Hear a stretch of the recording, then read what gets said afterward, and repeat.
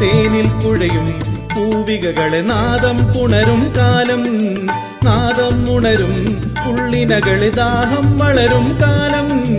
തേനിൽ കുഴയും പൂവികകളെ നാദം പുണരും കാലം, നാദം ഉണരും പുള്ളിനകളെ ദാഹം വളരും കാലം. മിഥുനങ്ങളെ